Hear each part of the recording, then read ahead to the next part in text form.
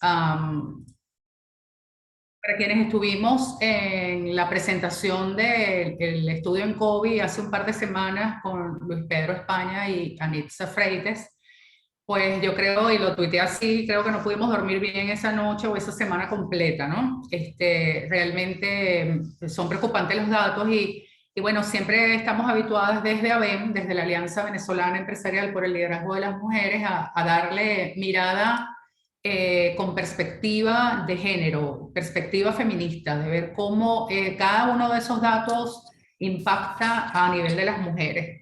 ABEM es la Alianza Venezolana Empresarial por el Liderazgo de las Mujeres. Desde el 2017 hemos congregado un grupo de organizaciones, empresas medianas y grandes del país, interesadas e inquietas y ocupadas por cerrar brechas de género, por trabajar la desigualdad y cómo impacta esto en nuestra población trabajadora, en ver por qué tan pocas mujeres estamos en los puestos de alta gerencia y de juntas directivas, e identificar allí algunos elementos, barreras que lo impiden, pero también desafíos a romper. Y para ello hemos hecho foros, tertulias, hemos fijado posición política ante el Día Internacional de la Mujer o del Trabajador, y hemos seguido muy de cerca el trabajo que ha venido haciendo en COVID.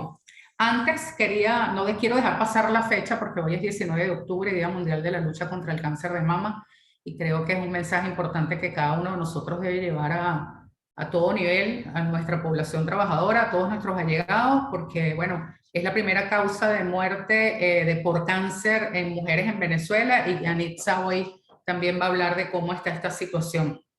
Así que el mensaje de la prevención, del tócate, de hazte los exámenes, la mamografía, etcétera, pues es un mensaje que nunca debe dejar de estar fuera de la agenda, pero hoy es un día bueno para mencionarlo. Les decía entonces que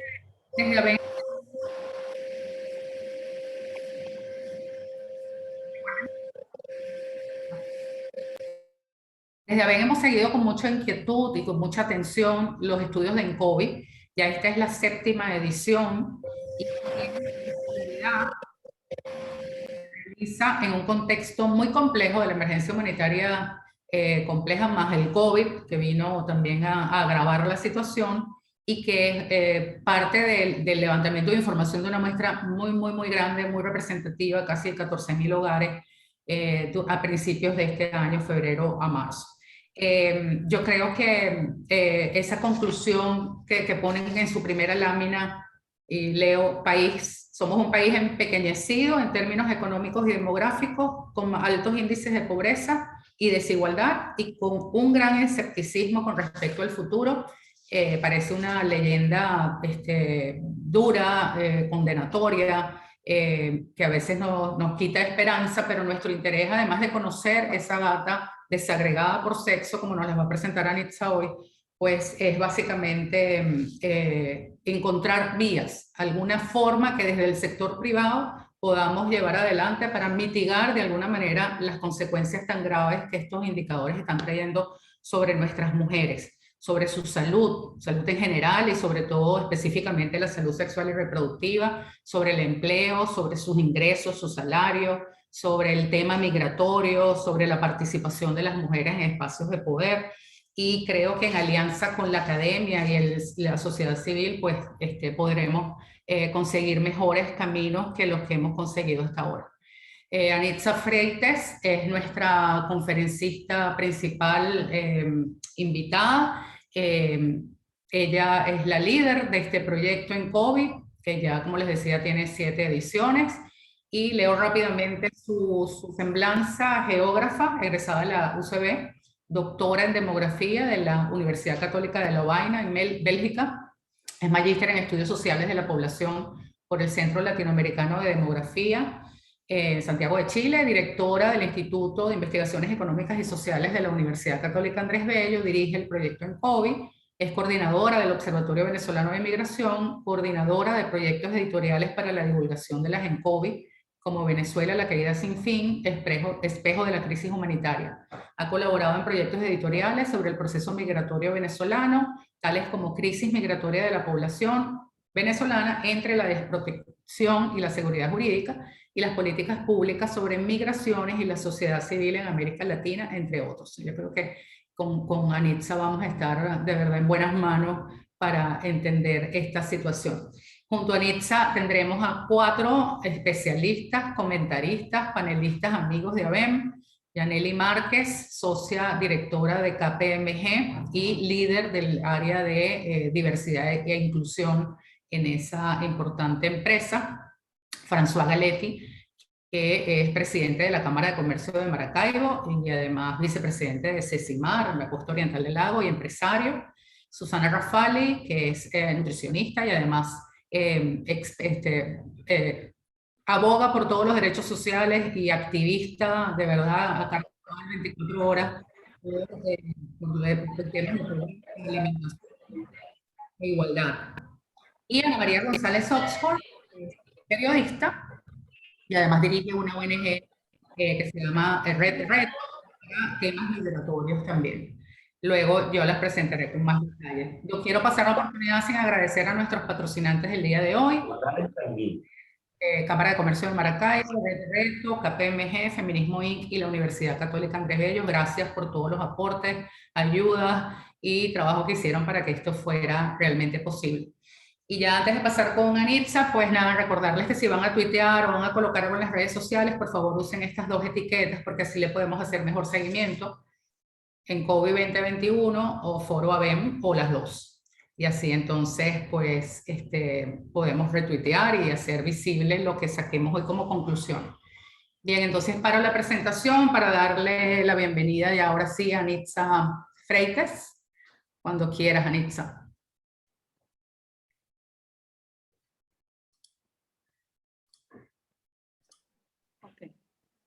Voy a ir compartiendo pantalla.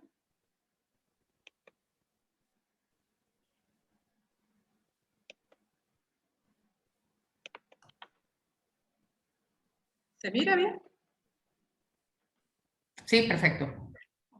Bueno, buenos días a todos y a todas. En primer lugar, quisiera reiterar mi agradecimiento a Susana y a la B por esta oportunidad de compartir este panel con destacados colegas y tener esta oportunidad de dar una mirada a los resultados de la COVID 2021 con otra perspectiva diferente a lo que fue la presentación general, donde los ojos están muy enfocados sobre el tema de la pobreza, sobre todo, la distribución de los ingresos, que ciertamente atañen a la mujer, pero que hay otros aspectos que tienen que ver con la vida de las mujeres venezolanas que tuvieron menos protagonismo en esa presentación. Quiero agradecer a todas las personas que se han unido a esta invitación por darme esta oportunidad de socializar esta información. Muchos de los resultados que voy a presentar incluso no fueron dados a conocer en la presentación general. La ENCOVI realmente que se ha convertido en un estudio muy amplio por la diversidad de aspectos temáticos que está abordando. Ya tenemos un instrumento que recoge más de 800 preguntas y bueno, una gran variedad de temas. Y entre los temas que hemos incluido en esta nueva edición, pues están los que tienen que ver con la salud sexual y reproductiva que no habían sido investigados en las ENCOVI anteriores. Entonces, bueno, sin más preámbulo, voy a entrar porque solamente tengo 30 minutos. Agradezco que me ayude Susana a controlar acá el tiempo. Creo que deberíamos comenzar esta presentación teniendo en cuenta que la población venezolana, como decía Susana, haciendo referencia a uno de los comentarios en nuestra presentación general, tenemos un país que está empequeñecido, no solamente en términos económicos, sino también en términos demográficos. Nosotros debemos asumir que no somos 33 millones, como dice el CNE o como dice el Instituto Nacional de Estadística, de acuerdo con pronósticos que ya son viejos, que se hicieron con base al censo 2011, que no habían tomado en cuenta toda esta situación de crisis ocurrida durante la década 2010 y que continúa en el curso de de la presente década. De manera que la población venezolana alcanza 28,7 millones, hay 4 millones menos que los que se habían pronosticado, y dentro de esos 4 millones menos, pues hay 1,92 millones de mujeres. Mujeres que no están, que no forman parte de la población venezolana, bien sea porque emigraron en medio de esta crisis terrible que significó el éxodo de una gran parte de nuestra población, pero también que no están porque ha habido un aumento de la mortalidad que no tiene tanto peso sobre el stock de la población como la migración, pero que también es un factor que está incidiendo sobre la merma de la población. Y también somos menos mujeres porque hay una disminución en la producción de nacimientos, porque justamente la población que ha emigrado es una población joven que está formando familia en otros países, y por lo tanto hay una producción de nacimientos que están ocurriendo fuera de Venezuela. De manera que bueno, somos 14,6 millones de mujeres, de acuerdo con la actualización de las estimaciones que hizo Naciones Unidas en el año 2019, las que estaríamos residiendo en el territorio venezolano. Este es uno de los temas que no tocamos en la presentación general, que tiene que ver con el rol de las mujeres al frente de los hogares. A lo largo del tiempo, Venezuela venía observando un incremento de la jefatura femenina. Si bien vemos en la gráfica, desde el censo del 2001 hasta la ENCOVI 2017, el incremento era de la jefatura femenina fue sostenido, pero se mantuvo estable. Pero ya después del 2017, que entramos en esa etapa de profundización de la crisis y ya establecida como una emergencia humanitaria compleja, el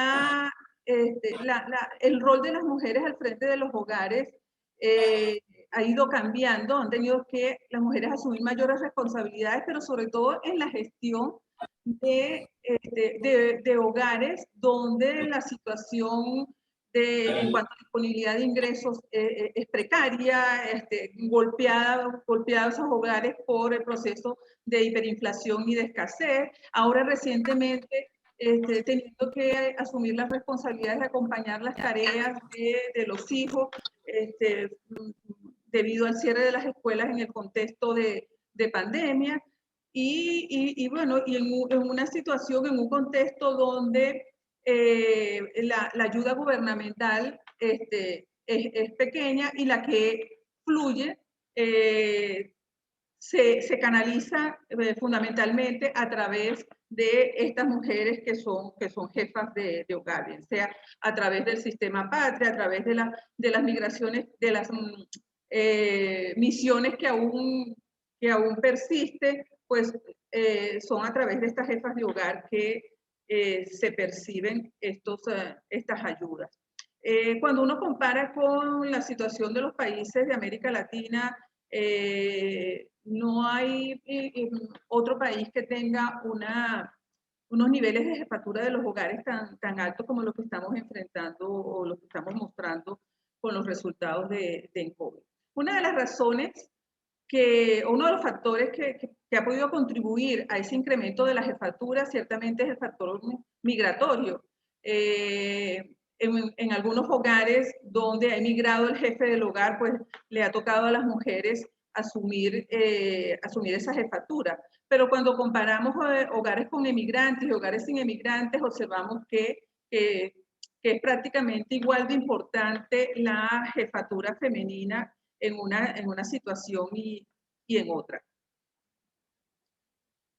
Luego, cuando diferenciamos a estos hogares jefaturados por hombres, jefaturados por mujeres, en cuanto a la situación conyugal, encontramos que la mayoría de los hogares jefaturados por mujeres dan cuenta de una situación en que las mujeres enfrentan estas responsabilidades ellas solas, no tienen pareja con quien compartirla, eso es lo que predomina. Solamente un 47% de los hogares jefaturados por mujeres, ellas reportan que tienen alguna pareja, están casadas o unidas.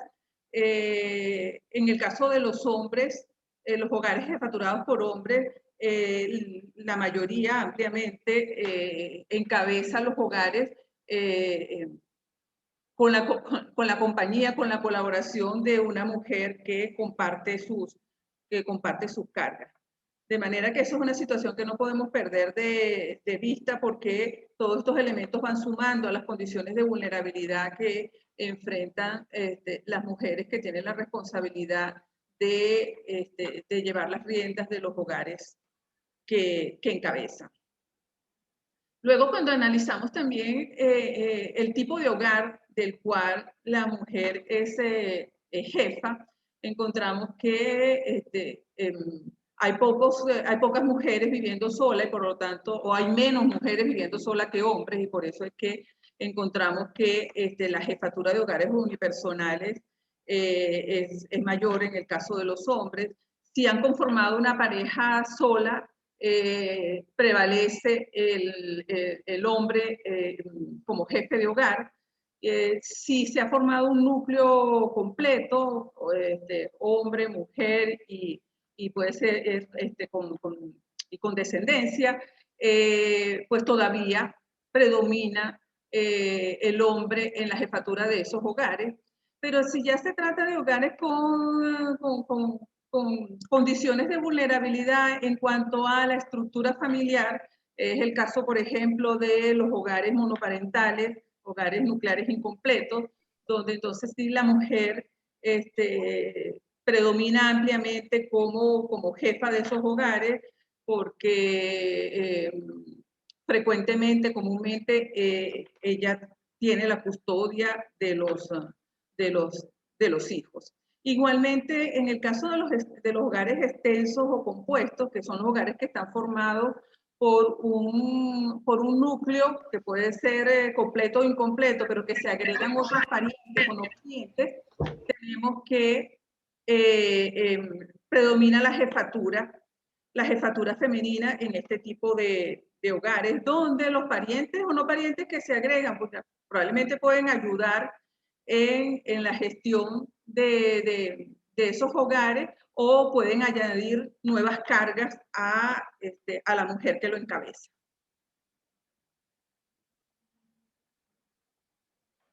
Decimos acá jefatura femenina en la pobreza, porque vamos viendo que cuando discriminamos los hogares según los quintiles de ingreso, se ve claramente que en la medida en que la situación de los ingresos del hogar es más desfavorable, pues allí predominan las mujeres jefas de hogar.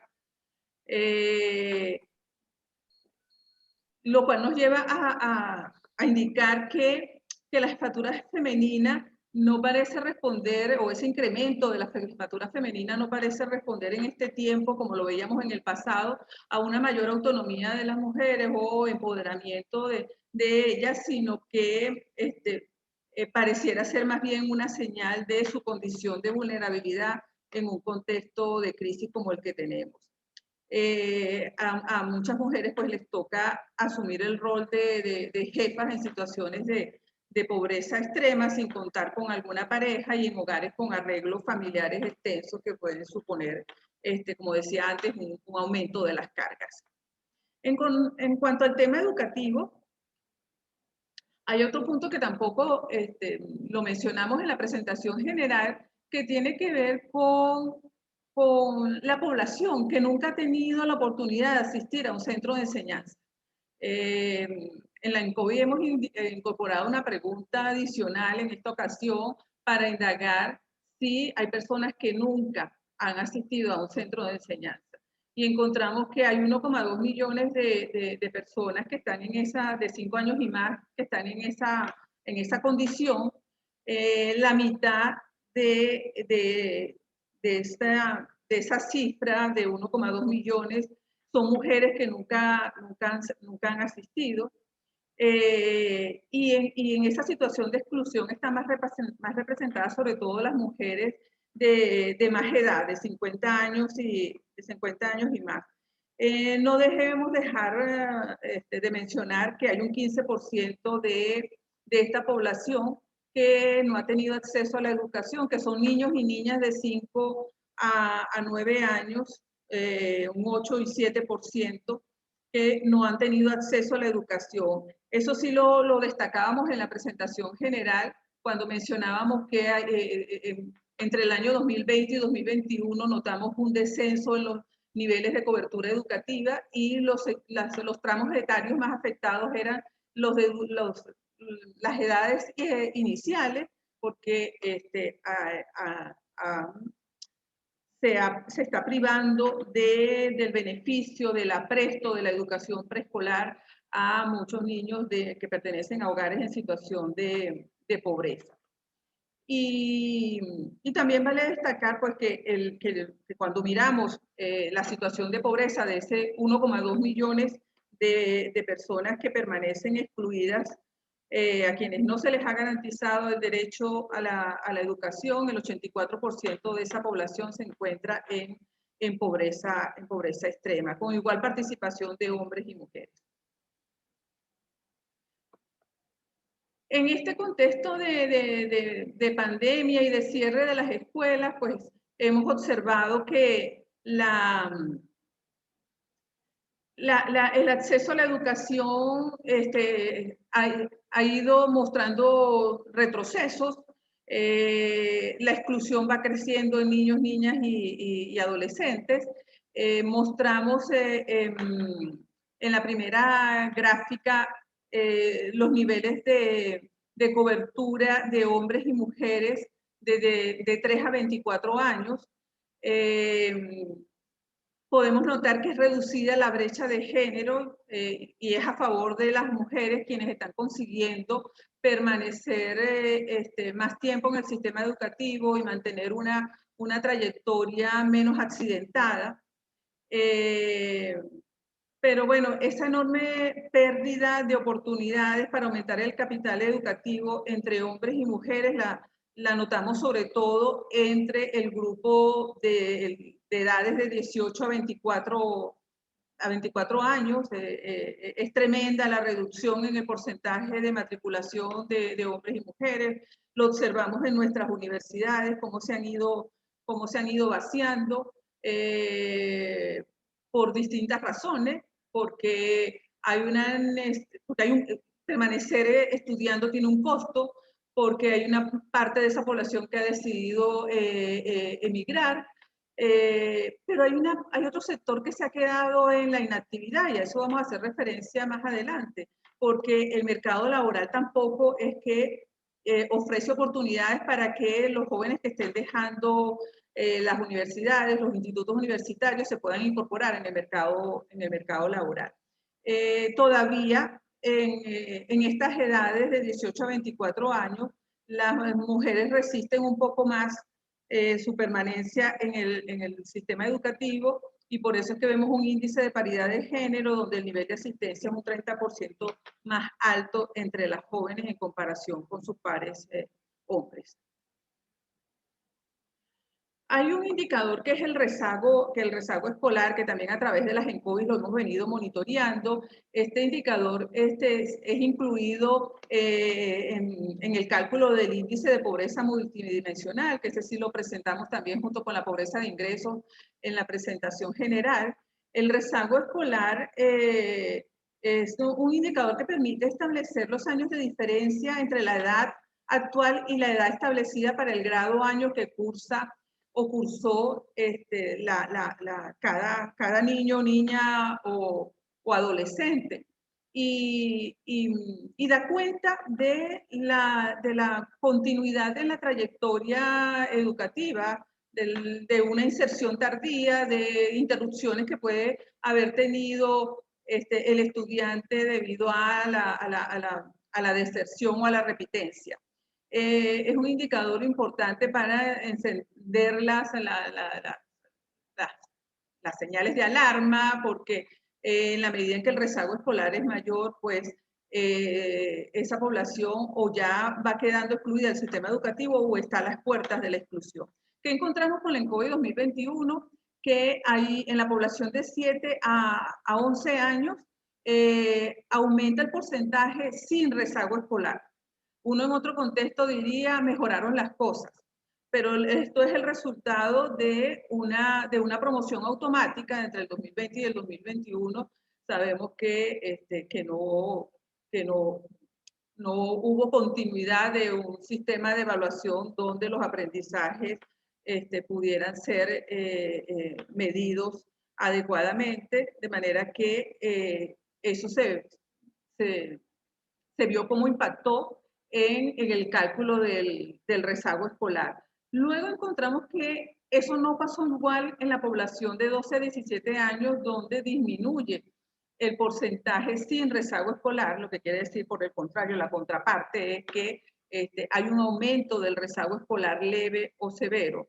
Quiere decir que aún en pandemia hay una parte, aumentó el sector de la población que decide desincorporarse del sistema educativo, que se ve obligado a desincorporarse del sistema educativo, bueno, porque se hace insostenible mantenerse estudiando en un sistema donde la oferta de estudios no te está formando para el trabajo. El costo de oportunidad de permanecer en el sistema es muy alto.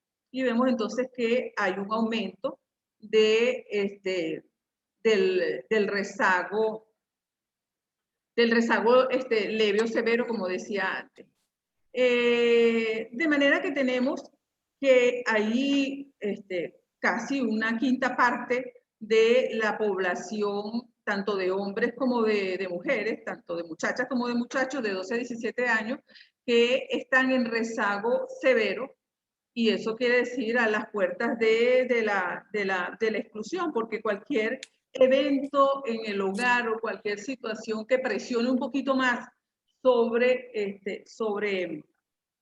la condición personal y familiar, pues la decisión que viene inmediata es salir de la escuela, y por eso la necesidad de programas de apoyo para la retención escolar, donde se pueda brindar reforzamiento pedagógico y otras ayudas que contribuyan a minimizar los riesgos de exclusión como recursos para el aprendizaje. Yo no voy a tocar acá en esta presentación lo que tiene que ver con las modalidades de aprendizaje a distancia, pero quedó muy claro que hay con esta situación de aprendizaje a distancia se profundizaron las inequidades, porque los que no tienen acceso a dispositivos electrónicos, computadoras, celulares inteligentes, tablets, pues han quedado en desventaja con respecto a los que sí lo tienen.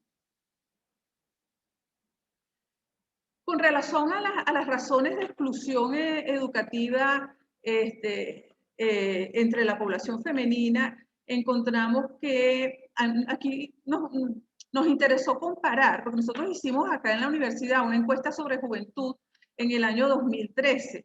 Entonces, bueno, teníamos acá la posibilidad de comparar si ha habido un cambio en el patrón de respuesta con relación a las causas que han llevado a la deserción escolar, de acuerdo con la respuesta de las personas entrevistadas.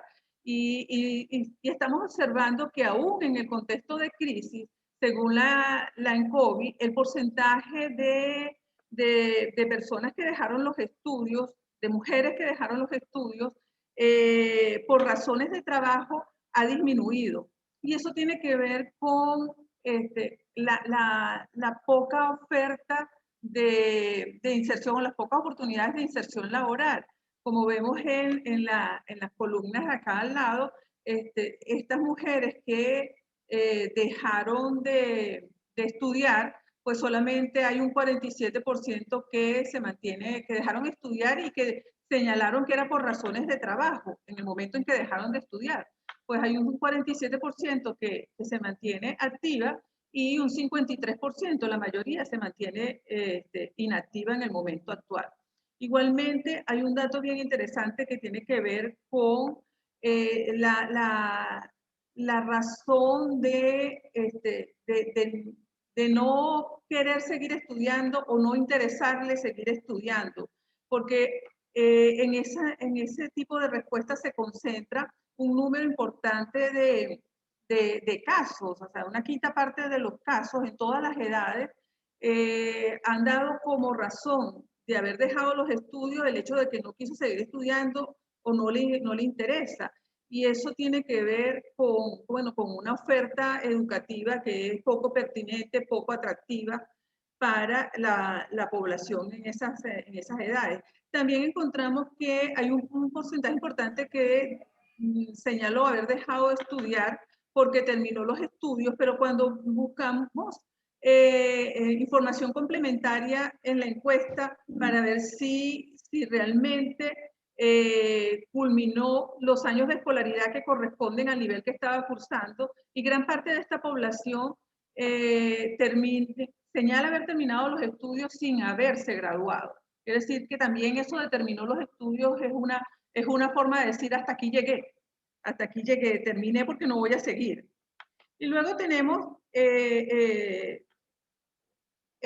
los casos de mujeres que señalaron haber dejado los estudios porque salieron embarazadas o porque deben ocuparse de responsabilidades en el hogar. Eso supone el cuidado de hijos que ya tienen o el cuidado de otras personas en el hogar. Ahí encontramos que en todas las edades ha habido una disminución con respecto a lo que observábamos en el año 2013 en cuanto a las mujeres que respondieron que esa había sido la razón por la cual dejaron el sistema educativo.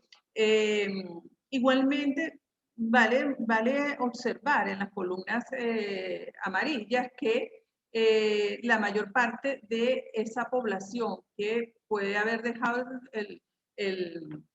esa población femenina que ha dejado de estudiar en los últimos años, se mantiene la mayoría en condición de inactividad. Anitza, disculpa que te interrumpo, pero me pediste que te ayudara con el tiempo. Tienes 15 minutos. Voy a ir más rápido. Gracias. Bueno, indagamos sobre los problemas recientes de salud y pudimos comparar los resultados de la ENCOVI pasada con la ENCOVI 2021. Estamos encontrando una disminución de la población que reporta algún problema de salud. Lo cual no quiere decir que las condiciones han mejorado y por eso es que se reporta menos problemas de salud. Tiene que ver con el contexto de confinamiento, con las restricciones para acudir a los servicios de salud y de poder obtener diagnóstico frente a problemas que se presenten o el diferimiento de consultas de prevención. Cuando comparamos hombres y mujeres, encontramos que las mujeres reportan con más frecuencia problemas de salud que los hombres. Ellas tienden a reconocer más abiertamente la presencia de alguna enfermedad. Eso tradicionalmente ha sido así. Cuando les preguntamos por cuáles son esos problemas que se presentaron en el último mes, tenemos que el 73% de las respuestas de las mujeres se concentraron en 10 eventos. En primer lugar, los problemas que tienen que ver con la atención y problemas cardiovasculares. En segundo lugar, lo que es gripe común, tos, resfriado. En tercer lugar, lo que tiene que ver con problemas del sistema óseo, dolores en columna, articulaciones. Y pues aparece en cuarto lugar el COVID como una participación similar entre hombres y mujeres. Me voy a ir más rápido. Pues el 56% de las mujeres reportó que hizo alguna consulta por el problema confrontado en algún servicio de salud o farmacia. Hay un 44% que no hizo ninguna consulta y que decidió automedicarse o no tenía dinero para pagar la consulta o no lo consideró necesario. Los hombres, por su parte, tienden en menor medida a buscar ayuda frente a algún problema de salud y acuden más a la automedicación. Con relación a la atención prenatal, pues tuvimos la oportunidad de comparar los resultados del ENCOVI 2021 con los que nos había arrojado el ENCOVI 2017, donde incluimos el mismo módulo, el mismo set de preguntas. Encontramos que en general las mujeres que han tenido algún hijo 5 años previos a la entrevista asistieron alguna vez al control prenatal, la mayoría. Pero los problemas radican en que ese control prenatal es tardío en muchos casos. El 23% se controla a partir del 4º mes de gestación, y si hablamos de adolescentes y jóvenes es aún más tardío ese control, y también cuando la escolaridad es más baja. También encontramos que aumentó la proporción de madres que tuvieron menos controles,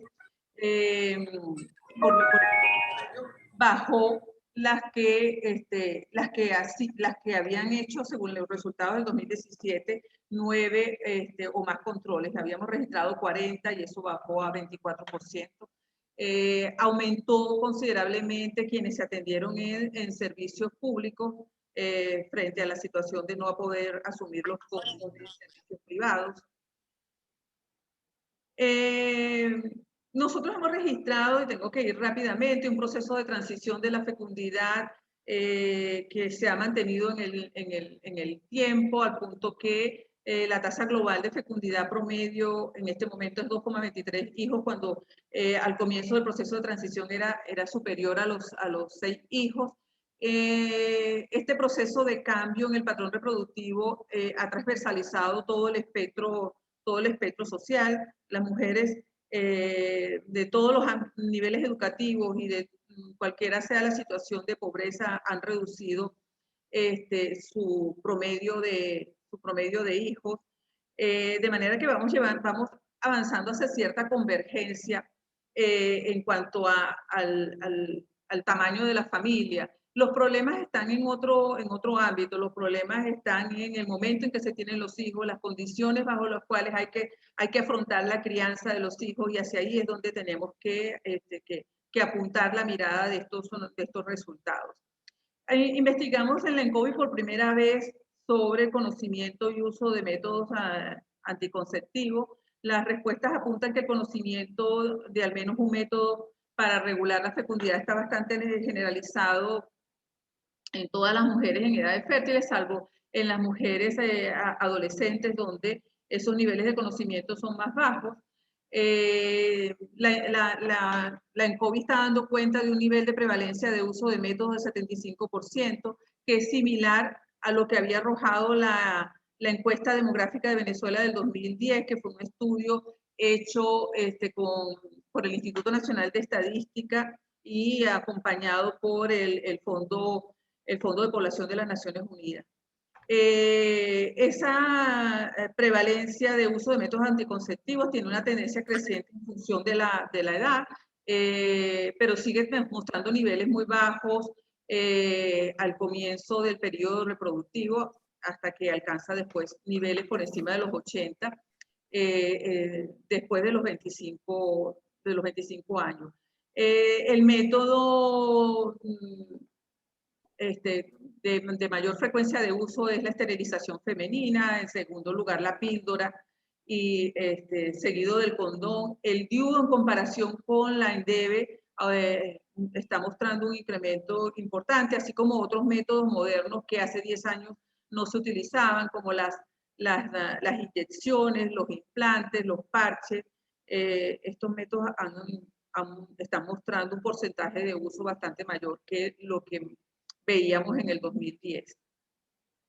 Con relación a la maternidad en la adolescencia, la ENCOVI nos está dando cuenta que en comparación con años pasados, en promedio, para el grupo de 15 a 19 años, el porcentaje de adolescentes que ya son madres ha variado,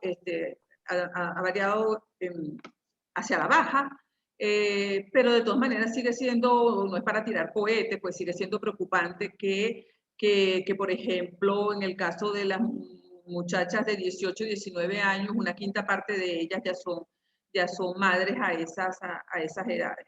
Y muchas veces sí tener el acompañamiento y los apoyos necesarios para que ellas continúen con un proyecto de desarrollo personal que vaya más allá de la maternidad. Hay dos elementos que señalamos acá que no deberíamos perder de vista, que tiene que ver con que no sabemos cómo va, que es la interrupción de los embarazos. Eso puede tener alguna incidencia sobre ese descenso en el porcentaje de madres.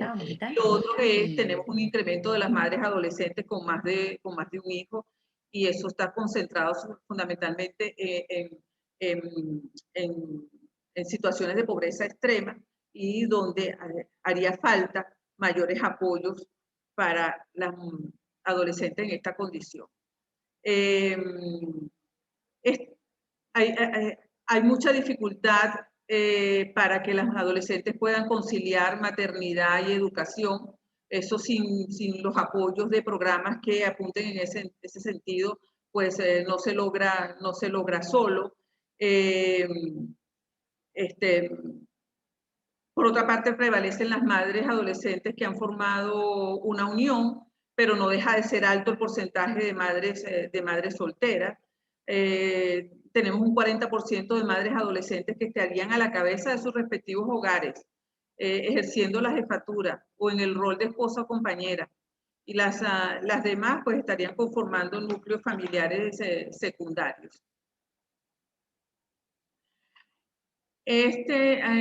Aquí seguimos con las preguntas relacionadas con los riesgos de cáncer mamario y cervicouterino. Este tema también es la primera vez que lo indagamos en el COVID. Y bueno, nada, es muy oportuno presentarlo por primera vez en el día de hoy, donde hay un llamado internacional a sensibilizarnos con estos temas. Aquí hemos tomado referencia de información de la Sociedad Anticancerosa de Venezuela, porque bueno, sobre estos temas también, como con relación a casi todos, hay un cerco informativo y desconocemos la data oficial para monitorear la situación. Sin embargo, bueno, la Sociedad Anticancerosa da cuenta del incremento de la incidencia y de la mortalidad de las mujeres por cáncer de mama y cervicouterino. Y nosotros preguntamos en la ENCOVI a las mujeres de 25 a 49 años si se habían realizado la citología de cuello uterino alguna vez. Y tenemos que el 53% de las mujeres en esas edades, en los hogares encuestados, respondió que sí se ha realizado alguna vez ese tipo de examen. La proporción es más baja entre las mujeres más jóvenes, y bueno, crece ligeramente en función de la edad. Cuando vemos el patrón de comportamiento con relación a este aspecto, considerando alguna variable de segmentación social como la escolaridad de las mujeres o como el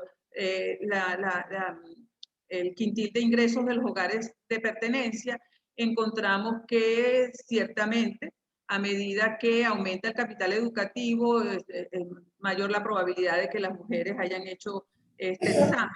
Pero uno podría imaginar que, por ejemplo, la brecha entre el quintil más pobre y el quintil más rico podría ser más amplia.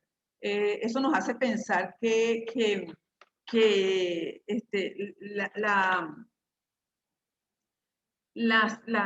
la situación o las precariedades en materia de información y la falta de sensibilización con relación a este tema pareciera estar transversalizando todo el espectro social.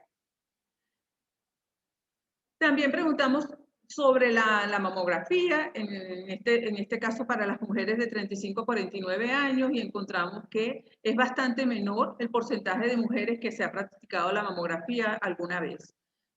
En el caso de las mujeres de 35 a 39 años, solamente 12%, y va creciendo ligeramente a medida que aumenta la edad, pero siendo muy bajo todavía entre las mujeres de 45 a 49 años. Estos resultados igual dan cuenta de desigualdades sociales, en la medida que, bueno, las mujeres con menor nivel educativo o en situación de pobreza es menos probable que se hayan practicado la mamografía alguna vez. ¿Cuáles son las razones que se aluden para no haberse hecho la citología o la mamografía? Uno puede encontrar que muchas tienen que ver con desconocimiento sobre el tema. No conoce el examen, no sabe dónde hacerlo, no cree que lo necesite, no sabía que tenía que hacerse ese examen. Igual pasa con la mamografía. De manera que la primera barrera con la que se enfrentan las mujeres tiene que ver con el desconocimiento, y eso es reflejo de la ausencia de programas permanentes de prevención que incluyan un componente de información y, por otra parte, que den facilidades de acceso a los servicios para la práctica de este tipo de examen. La otra barrera con la que se van a enfrentar las mujeres tiene que ver con los costos. Solamente 20 y 28% de las mujeres aludieron a los altos costos, el hecho de no hacerse este tipo de exámenes, pero seguramente una vez que conozcan sobre la importancia de estos mecanismos de prevención, pues tendrán que enfrentarse, como ya dije, con la barrera relacionada con la inaccesibilidad por razones de costo. Y ya para ir finalizando, pues ya lo decíamos en la presentación general, uno de los elementos a destacar al uno analizar el mercado laboral a la luz de los resultados en COVID es la disminución de los niveles de actividad económica tanto en hombres como mujeres, o la contraparte, que es el incremento de la inactividad. Nosotros nos estamos colocando como el país de América Latina con los niveles de actividad más bajos, los niveles de inactividad más altos, según como se le quiera ver, tanto en hombres como en mujeres. Acá poníamos a modo de ejemplo cómo vamos quedando rezagados frente a los niveles de Colombia, 57%, Brasil 55%, Ecuador 53%, 65% Perú para el año 2019, cuando en el caso venezolano las mujeres, solamente un tercio de las mujeres se mantienen activas. ¿Qué sectores emplean a las mujeres?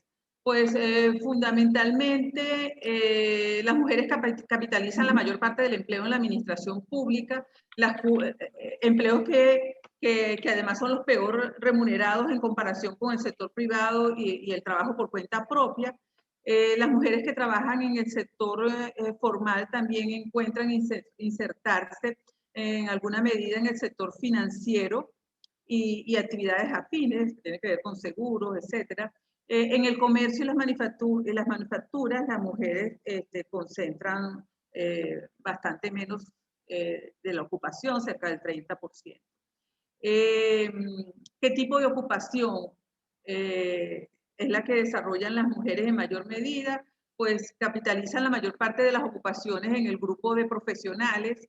Ello tiene que ver con los logros educativos, como decíamos antes, las mujeres están consiguiendo permanecer más tiempo y culminar los niveles de enseñanza, pero los hombres son los que concentran ampliamente las ocupaciones directivas y gerenciales. Todavía la cuota que las mujeres llegan a ocupar en ese grupo de ocupación es bastante limitada. En el grupo de personal de apoyo administrativo también vemos una amplia participación de las mujeres, y ello se relaciona con lo que decíamos antes de una inserción más frecuente en la administración pública y en el sector financiero. ¿Cuáles son las categorías de ocupación de las mujeres? La mitad de los asalariados del sector público son mujeres, y tiene que ver con lo que acabo de reiterar.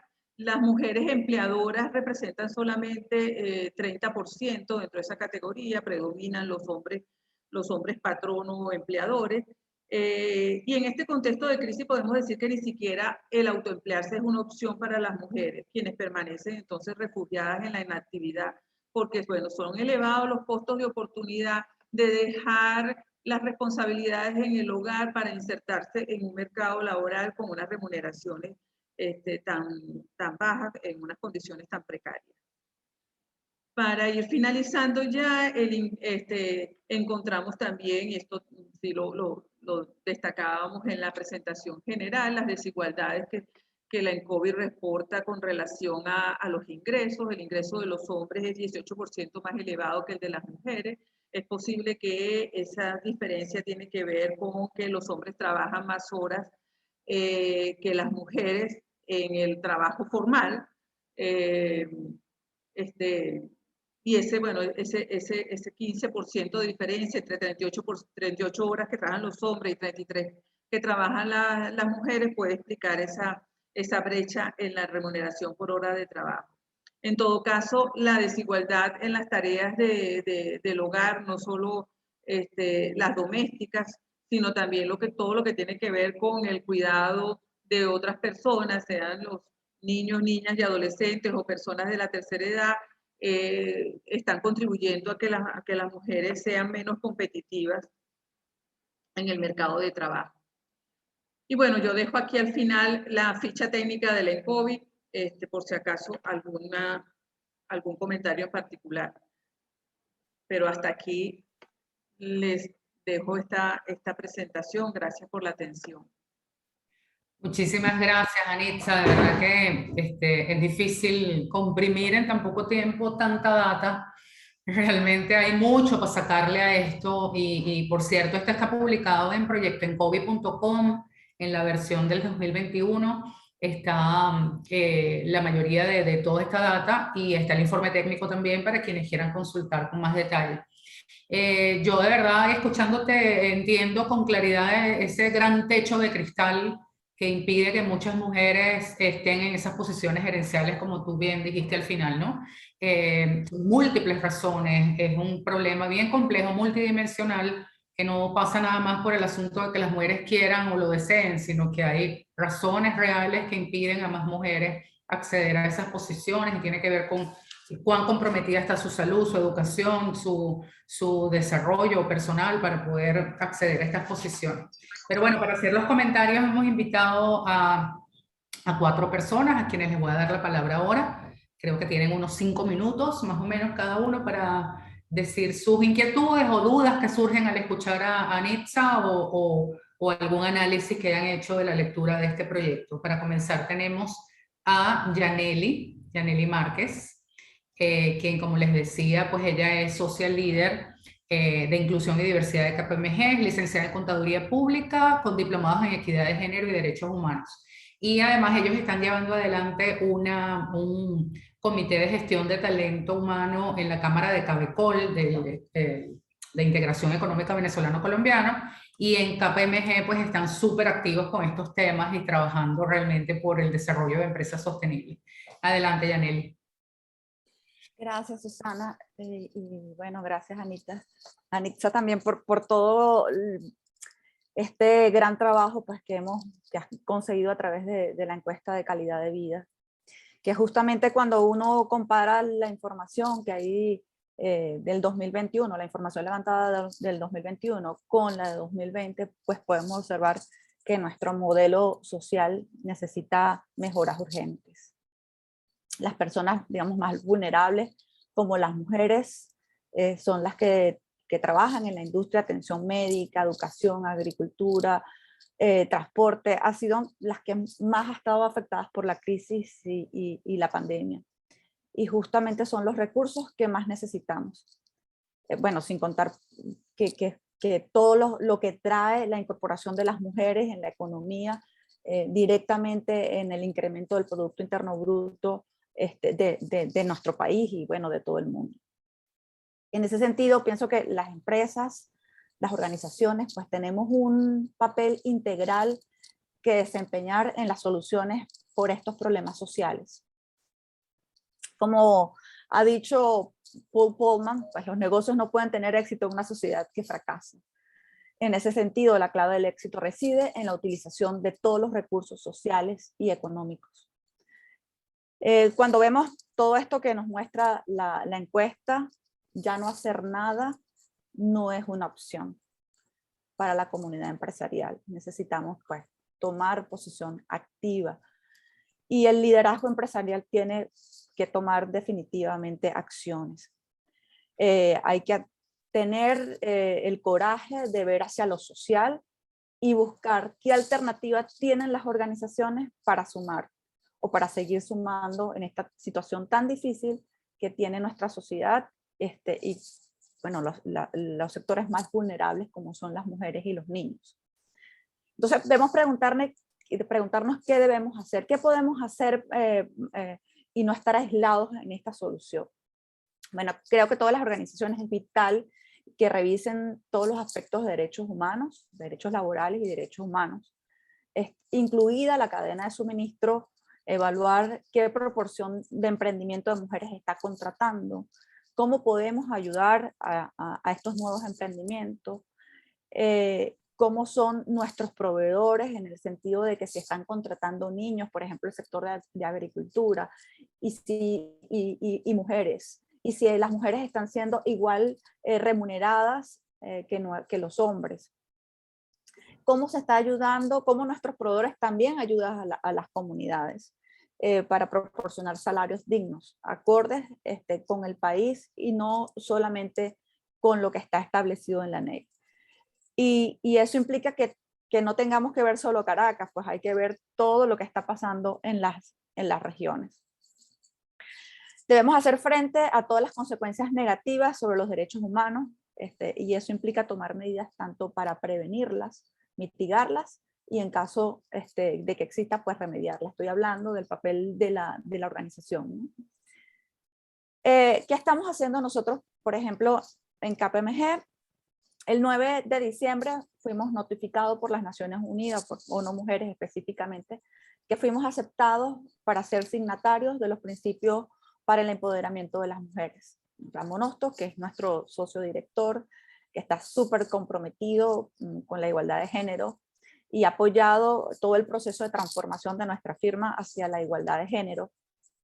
Y que sí quisimos suscribirnos a estos principios porque pensamos que aun cuando ya hemos tenido avances en cuanto a igualdad de género, eso pues demuestra nuestro compromiso genuino con la igualdad de género.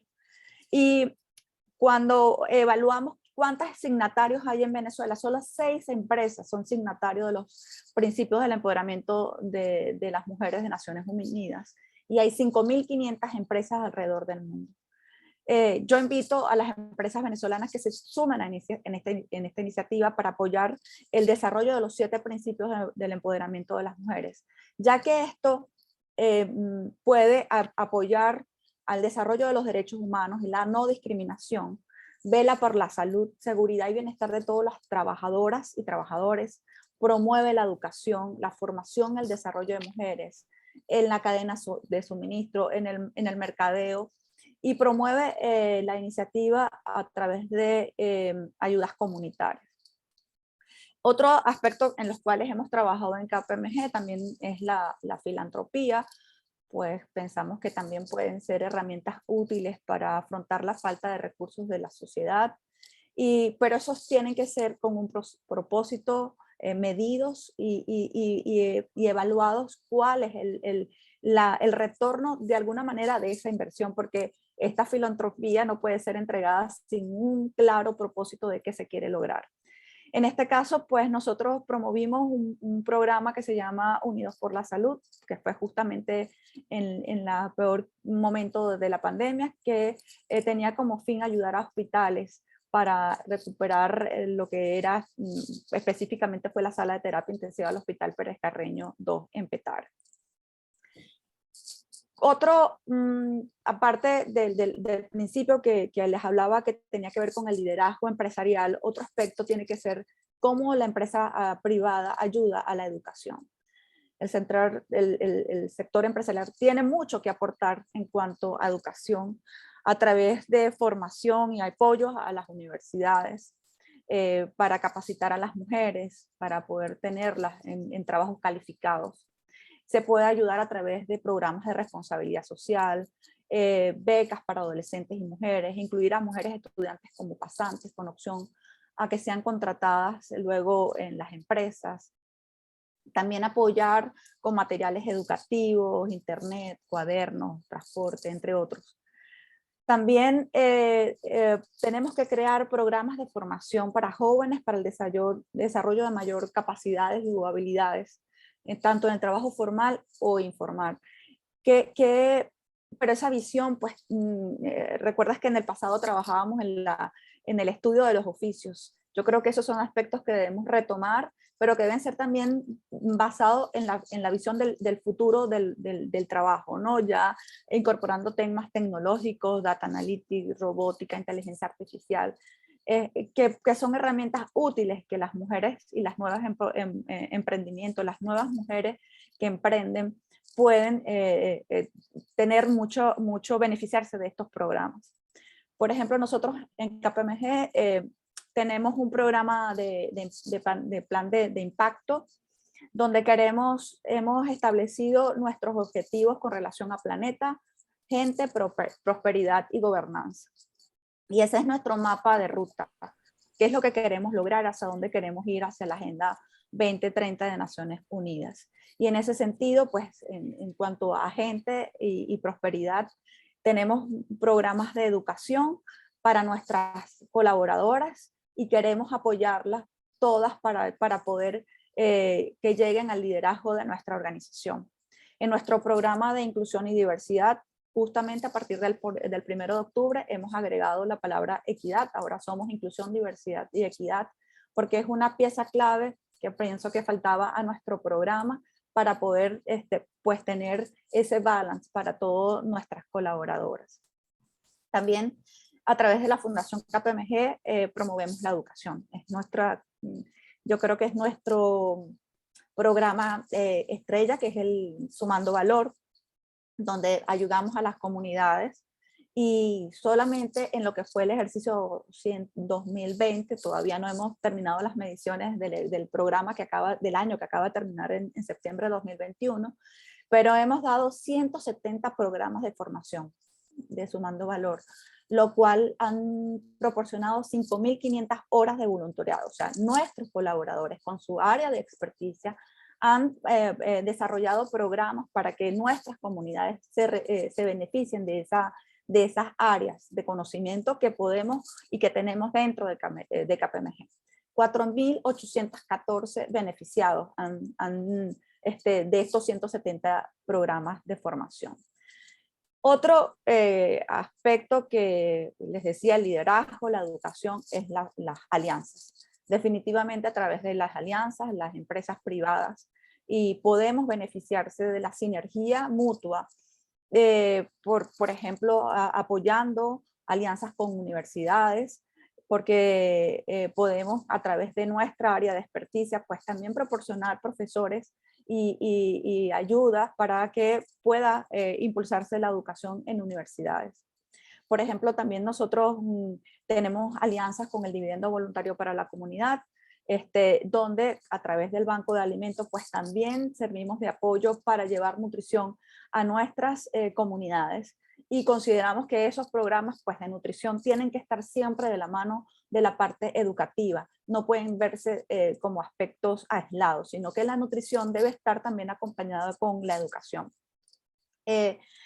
También a través del dividendo hicimos alianzas con el programa de Niña Madre, donde a través de nuestras colaboradoras pues también prestamos educación para esas mujeres que, bueno, que como su nombre dice de esta asociación Niña Madre, pues proporcionamos herramientas de liderazgo, plan de vida, sesgos inconscientes, para que ellas también pues tengan herramientas de cómo ayudarlas a lograr sus sueños y lograr emprendimientos o incorporarlas a la cadena de producción. También hicimos asociaciones, por ejemplo, con una organización que se llama Viva el Cacao, que eran emprendedoras chocolateras, y las ayudamos a desarrollar sus programas de emprendimientos relacionados con el cacao. Con la Asociación Ciliaca, también para ayudarlas en la formación de sus programas y ayudarlas en sus emprendimientos. Pensamos que las alianzas es una de las herramientas más valiosas que tiene el sector empresarial, las ONG, y juntos podemos lograr muchísimas cosas para ayudar en la parte social.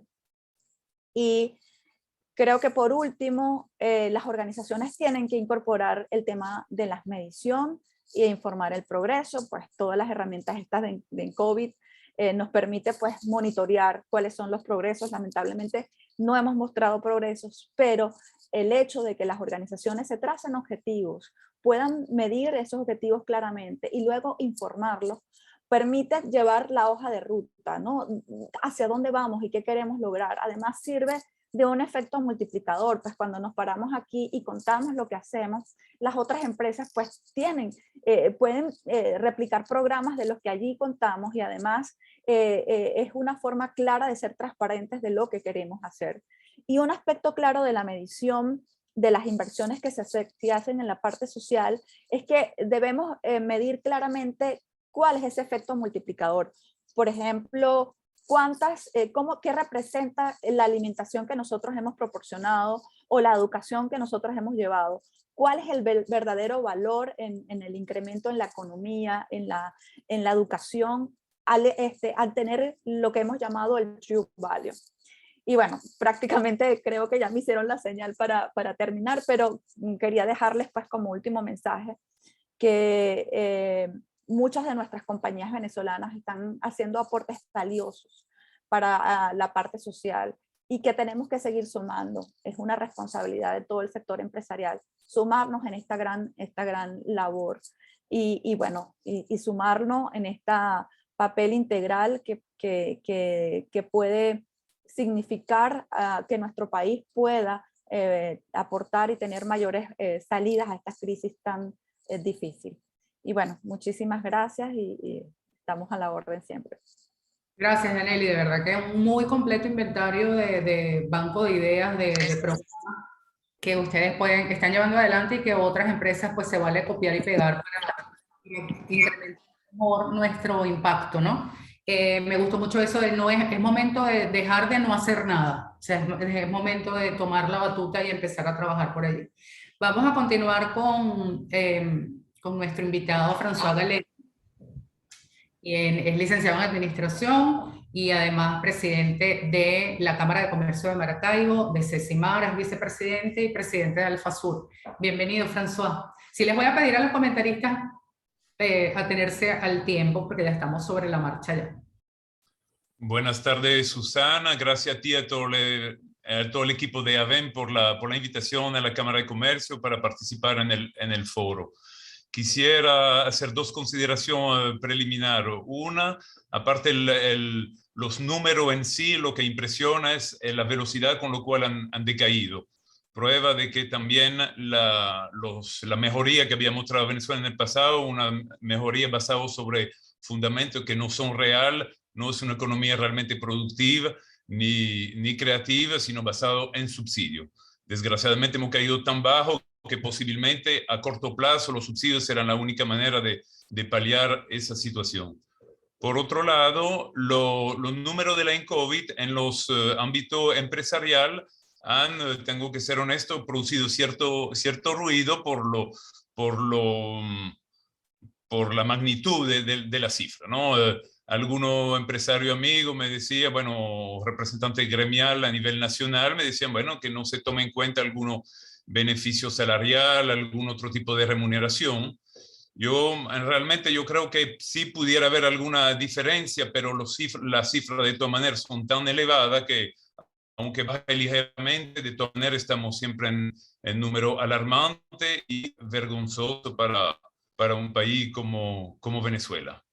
En cuanto a los datos en sí de la encuesta, hay varios puntos que quisiera resaltar. Bueno, lo de la fecundidad, que es preocupante para Venezuela, ya estamos llegando prácticamente por debajo del 2.1, sabiendo lo difícil y únicamente el cuartil más pobre es el que está por encima de ese nivel.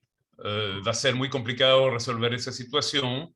Lo vemos en los países desarrollados donde esa variación de tasa es muy grave. Es una situación que tenemos que mejorar.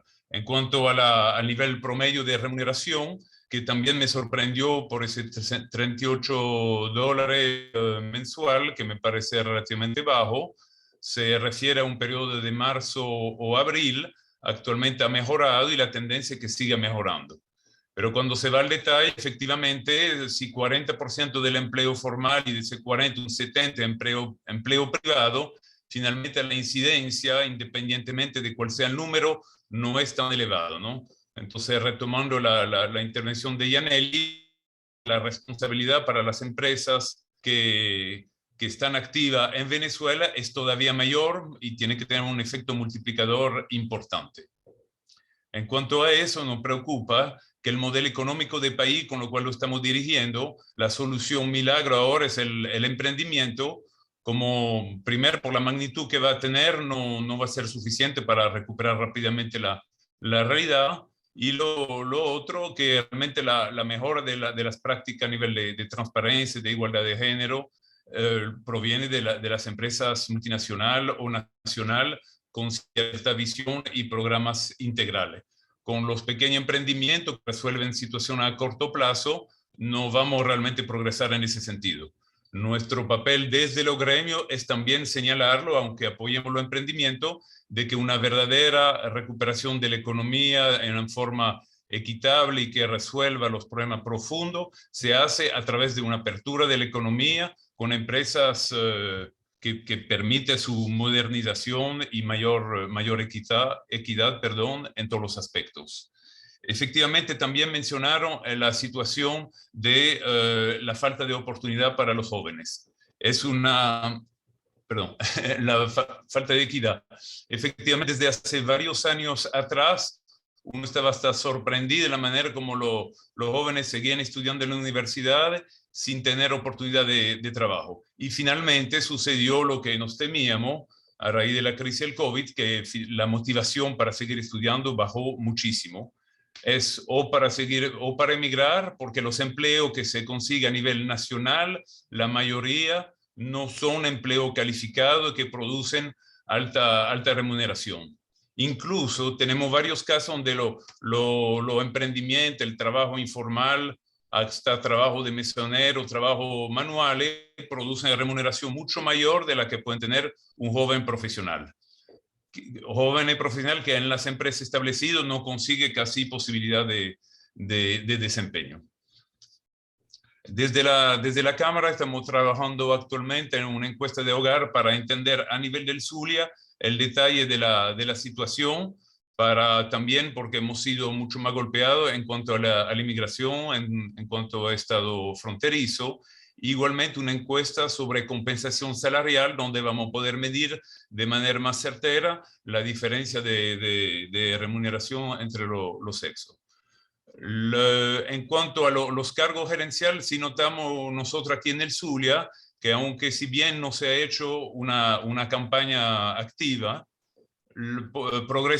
progresivamente o rápidamente incluso, la mayoría de nuestras empresas tienen un componente de mujer mucho más alto en sus cuadros intermedio y gerencial. La transformación se está dando de forma silente. Eso no significa que no tenemos que seguir promocionando e impulsándola, sobre todo para las empresas medias y pequeñas. Desde la Cámara pueden contar con nuestros apoyos por las redes de la Cámara, nuestro programa hoy en la Cámara en la radio, donde tenemos previsto invitar a la profesora Freite para dar los avances de la última encuesta en COVID. Y nosotros estamos claros que el crecimiento económico o la supervivencia de las empresas no se puede hacer a costilla o gracias a un nivel de remuneración muy por debajo de los niveles de supervivencia, ¿no? Ese número en particular me impactó, el que salió en la encuesta general, que un 58% creo de los asalariados estaban todavía en pobreza extrema, ¿no? Supongamos que no sea esa cifra, que sea la mitad. De todas formas, es absolutamente inaceptable y nosotros desde la Cámara lo seguiremos diciendo. Muchísimas gracias, François. De verdad me gusta escucharte en esta intención de hacer este estudio de remuneración salarial por sexo. Lo vamos a estar esperando. De verdad que hace falta data confiable, data desagregada por sexo para saber exactamente a qué nos estamos enfrentando, y continúen en esa cruzada por hacer que más mujeres entren en los puestos gremiales de alta dirección para tomar decisiones públicas que nos afectan a todos. Muchísimas gracias, de verdad, y a la Cámara de Comercio de Maracaibo, que es un aliado incondicional en la figura de Amaya Briner, su expresidente, y que nos ayuda muchísimo en todo nuestro trabajo. Bien, tenemos ahora a Ana María González Oxford, como les comentaba, es licenciada en Comunicación Social de la Universidad Central. Allí tienen todo su currículum y además tiene en Madrid una ONG llamada Red Reto que brinda apoyo a la migración venezolana. Así que bueno, adelante Ana María, bienvenida. Tienes 5 minutos.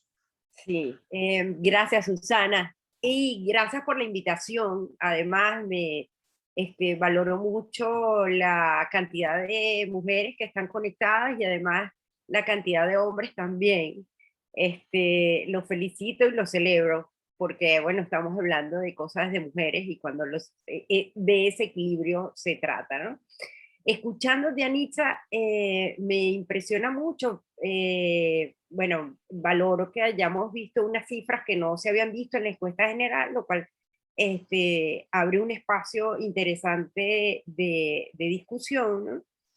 Yo no sé, y aquí te lo pregunto, supongo que al final podemos hablar un poco de conversar o tú sacarnos de dudas, pero no sé si hay una distorsión por el tema de la pandemia en los números, una pequeña distorsión, o hay una transición, o sea, si esos números son un momento de transición o si son un momento de distorsión, porque hay momentos en que nos alegramos porque, bueno, está bajando el embarazo precoz, ¿no? Están bajando las cifras de embarazo precoz, pero inmediatamente viene digamos, otra información que, bueno, no sabemos si se debe a la interrupción del embarazo, ¿no? Entonces, no, quizás profundizar un poco más sobre esas cifras pudiera darnos como una visión un poco más robusta sobre lo que realmente está sucediendo en ese ámbito femenino, porque bueno, al final esto es un círculo, ¿no? Estamos hablando de formación, educación, acción, acompañamiento, y todo incide en el desarrollo de la sociedad y por ende en el desarrollo económico del país. Otra de las cosas que a mí me gustaría que pudiéramos hablar, me impresionó la cifra de esterilización, o sea, que fuera el primer método de anticoncepción, ¿no? La esterilización, pero ¿de qué edades estamos hablando? ¿Cómo se están esterilizando estas mujeres? O sea, me llama mucho la atención porque, bueno, la esterilización tiene un impacto mucho mayor que una protección mensual. Pero también me pregunto, ¿cómo tienen acceso a la protección mensual? Vi que hay dispositivos intrauterinos, o sea, otros métodos que se están utilizando y cómo tienen acceso económico a esos métodos.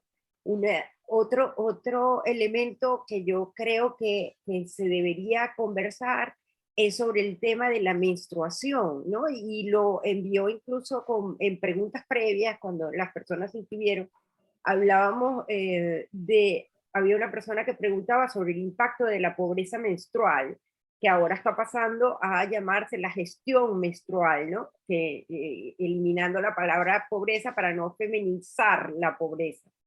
Pero sí creo que tiene también un impacto económico importante, no solo en la economía doméstica, sino también en la economía nacional, porque bueno, estamos hablando de mujeres que, digamos, que en sus periodos menstruales ahí faltan a los trabajos, pero también niñas que faltan a la educación y terminan incluso retirándose del sistema formal de educación porque no tienen manera de mantener o la higiene, que tiene además un impacto importante en la salud, porque es un tema de salud pública, pero también en la dignidad, ¿no? Digamos, en la burla de la mancha, o simplemente en la dignidad de tener que usar un trapo para poder cubrir para poder disimular, pues, ¿no? La fecha menstrual o el periodo menstrual. y es que no tienen tampoco acceso al dinero, o sea, tienen que sacrificar cosas para poder tener acceso a la higiene menstrual, ¿no? O sea, el impacto que vemos en el COVID es absolutamente grande, es muy doloroso además, porque bueno, vemos que para lograr la igualdad es un trabajo arduo, profundo, de día a día, pero que además que en un momento de crisis compleja, pues es difícil luchar contra la cultura patriarcal, pero que nos vemos obligados, y este espacio, digamos, abre esa posibilidad, nos vemos obligados a hablar de estos temas y quizás verlo desde una perspectiva diferente. No sé si de pronto una ENCOVI femenina nada más, medirla en términos femeninos, a lo mejor vemos un poco más dónde está todas estas lagunas que a mí me quedan, pero que entiendo perfectamente que son que es un estudio, que es un estudio de país, que tiene que involucrarnos a todos, pero me gustaría saber como más detalles sobre estas falencias, porque creo que debemos comenzar a formar desde allí, ¿no? Y con esto quisiera cerrar mis 5 minutos. Yaneli hablaba de las alianzas. Nosotros en España, desde nuestra ONG, hacemos alianzas importantes, apoyamos la migración venezolana, y dentro de la migración venezolana, créanme que hay en España, créanme que hay muchísimas vulnerabilidades, sobre todo en las mujeres mayores de 45 años, 50 años, que tiene que ver con su sustento, el empleo, el sustento familiar. Las vemos mucho más vulnerables, mucho más quizás frágiles en ese sentido, y mucho más además autoflagelándose por no cubrir todas las necesidades en el proceso migratorio. Pero también nosotros trabajamos con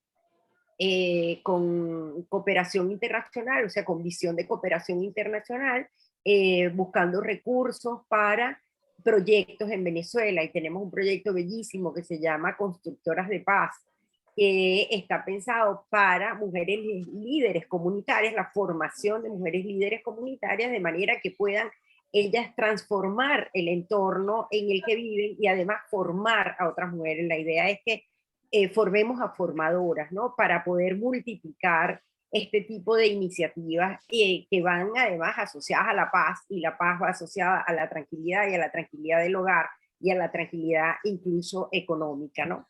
Y ahí, además, que va asociado a la productividad del autoempleo. François tenía algunas consideraciones en ese sentido, ¿no? Pero para nosotros el autoempleo es importante. Entonces, le tomo la palabra a Yaneli para hacer alianzas, además, con KPMG, porque creo que es importante que nos veamos. Nosotros desde afuera vemos el país, lo padecemos, lo sufrimos, créanme que es así, y lo vemos desde las oportunidades, o por lo menos en lo que tratamos de verlo desde Red Retos, desde las oportunidades, y cómo podemos nosotros avanzar sumando en pequeños espacios grandes formaciones para tener altos impactos dentro del país, y por eso nos estamos enfocando en trabajar dentro de Venezuela, sobre todo con jóvenes y más allá, mujeres jóvenes. Con eso termino, porque creo que Susana me hizo una seña. No, son ideas tuyas.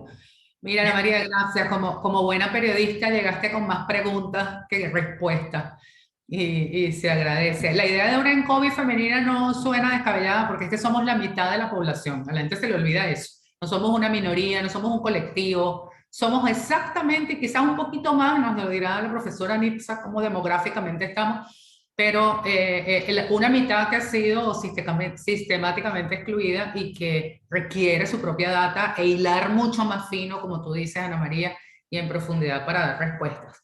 Bueno, y para cerrar este panel de estrellas, traemos a Susana Rafali, quien es profesional acreditada en protección y asistencia humanitaria, licenciada en nutrición, más de 20 años de experiencia en organizaciones como Cáritas Venezuela, la Plataforma de Acción Humanitaria Nacional, premiada en múltiples escenarios y muy merecido, y la tenemos acá para escuchar sus comentarios. Adelante, Susana. Hola, buenos días. ¿Se oye mi voz? Sí, perfecto. Ok. Yo primero te lo decía antes, Susana, gracias por abrirme un espacio en tus desarrollos tan constantes en esto y el privilegio de estar con la profesora Anitza discutiendo los resultados de una encuesta que yo sé que quiere tanto y a la que tanto se ha dedicado. Yo quería empezar como comentarista haciendo mis propias preguntas. Tengo muchas, pero por el tiempo no me da tiempo a hacerlas todas, pero me quedo con grandes interrogantes en el tema de la fecundidad, como decía la profesora que ha bajado la fecundidad y me quedo preguntándome si será que ha mejorado un poco el acceso a métodos anticonceptivos o si será esto que la migración nos está dejando a mujeres cada vez más de mayor edad, ¿no? Y la segunda cosa que extrañé este año en la ENCOVI es que no se hizo la medición del estado nutricional. Nos hubiera gustado ver eso. Cáritas ha registrado cierta mejoría hasta que comenzó la pandemia, pero incluso dentro del periodo post-pandemia, la situación de desnutrición aguda aumentó mucho, aproximadamente hasta noviembre, y después comenzó a mejorar. No a niveles previos antes de la pandemia, pero sí hemos notado una mejoría. Así que extrañamos eso y también extraño un poco en los resultados. Me pareció interesantísimo tener un privilegio, tener el análisis del tema de la salud, esta vez por la profesora Anitza, pero extrañé el tema de salud mental entre la lista de las patologías. Cáritas no es una organización sanitaria per se, pero en los lugares donde tenemos dispensarios, el tema de los nervios, como se usa en el lenguaje, consulto por los nervios. Aumentó muchísimo durante la pandemia y en más de un 80% fueron consultas de mujeres que consultaban por esto, por estar angustiadas, por los nervios, por tristeza. Entonces, eso hubiese sido un tema importante. Lo dejo estacionado para una ENCOVI de mujeres, como decía Susana Reina. Lo segundo que quisiera resaltar también es que yo tengo Yo he quedado como este año más que otras veces con la ENCOVI, con la sensación de que se le ha dado, si me permiten, voy a decir algo incómodo quizás, una divulgación muy amarillista al tema de la pobreza, de cómo aumentó la pobreza por ingreso. Yo hubiese preferido que se divulgara más y se analizara más las estadísticas de la pobreza multidimensional, porque cuando uno abre y se mete en la encuesta y lo primero que encuentra es las evidencias de una destrucción tan pavorosa del ingreso formal, difícilmente entonces te puedes sentir cómodo con analizar la pobreza desde el punto de vista de los ingresos. Si hubo una destrucción del empleo formal, no necesariamente Venezuela está en la mejor posición de medir pobreza por ingresos. Entonces yo creo que la pobreza multidimensional muestra algunas cosas allí. Creo, no hubo tiempo de que la profesora hablara del capítulo de alimentación, pero es contundente y consistente con algunas otras informaciones que tenemos que en los últimos 2 años el tema alimentario ha mejorado también. Ha mejorado en lo grande, porque todos los gremios productivos mencionan que ha mejorado la producción de alimentos en el país, pero ha habido cierta apertura económica en la gobernanza de las medidas económicas, de la economía agroalimentaria del país, se liberó un poco y eso ha permitido, todos lo podemos ver, esto no es la misma Venezuela en términos de alimentación que el 2016 y el 2017 cuando no conseguíamos alimentos. Entonces, esa mejoría, sin embargo, no se refleja en los más pobres de los pobres, que vemos por las láminas de la profesora Anitza que se concentran mucho los hogares con jefatura femenina. Quizás es una mejoría que no la han visto ellas, pero que yo insisto en que hay que resaltar que no es la pobreza por ingresos que tanto se ha divulgado la que mejor refleja lo que está pasando en el país. Creo que hay una mejoría, pero que eso no quiere decir que Venezuela está bien, y eso es lo que nos tiene que preocupar. La mejoría se deberá en parte a esa apertura económica, pero yo pienso que tiene que ver mucho las economías ilegales, y dentro de las economías ilegales hay muchas de ellas que pasan por la mujer, y que pasa por las mujeres, y que eso las pone en una situación de mucho riesgo, incluyendo entre las economías ilegales el contrabando, la trata de personas, el comercio y el uso del alimento como fuente de ingreso. Y esto en estas economías ilegales que pueden estar justificando unas mejoras en algunos ingresos no formales y en la alimentación, las mujeres son la moneda de intercambio, y eso nos duele mucho. Ya para terminar, porque sé que tenemos muy poco tiempo, solo compartirles algunas de las cifras que manejamos en Cáritas con nuestro monitoreo constante de la desnutrición y la inseguridad alimentaria familiar, que coinciden con los datos del ENCOVI. Seguimos detectando que en las estrategias de afrontamiento frente a la inseguridad alimentaria, la que sale peor parada en el hogar es la mujer. Siguen diciendo que el 80-82% de los hogares siguen mencionando que alguien en la casa deja de comer para asegurar la alimentación de otros, y eso es casi siempre una mujer anciana. Lo segundo que quiero resaltar, compartirles también, es las mujeres están comprando más en los lugares chiquitos cercanos a la casa para no alejarse del hogar, y eso redunda en que sus compras de alimentos son más ineficientes. Luego quiero resaltarles con muchísima preocupación que ha aumentado aceleradamente el porcentaje de niños que vienen pidiendo ayuda a Cáritas, que son traídos por sus abuelas y por sus hermanas mayores de 12, 14 o 16 años, que uno tiembla cuando le da las indicaciones para manejar al niño con desnutrición. Entonces, yo creo que esto refleja que se ha aumentado mucho la carga de cuidado, y la migración ha aumentado mucho la carga de cuidado, y que son estas mujeres muy, muy jóvenes o las ancianas las que están teniendo que hacerse cargo de las personas en las familias que necesitan ayuda. Luego el clásico indicador nos sigue resultando lo mismo. Quizás las mujeres que manejan la teoría feminista y de género aquí en la sala encontrarán sorprendente que la desnutrición aguda, esa desnutrición del hambre, de la delgadez, de la emaciación extrema, siempre nos ha dado en Cáritas más afectados los niños que las niñas. Y esto se contrapone a lo que se registra en América Latina, que siempre son las niñas las más afectadas. Nosotros hemos estado indagando un poco eso, y hay la creencia por el tema de género que el niño, el varón, aguanta más el hambre, y que como aguanta más el hambre se le da menos comida. Entonces, ¿qué es lo que resulta allí? Que el niño varón entra en episodios de desnutrición aguda mucho más frecuentemente, y es traído a recibir ayuda, y al venir a recibir ayuda pasa mucho más tiempo de esos primeros 1000 días de su vida bajo suplementación nutricional.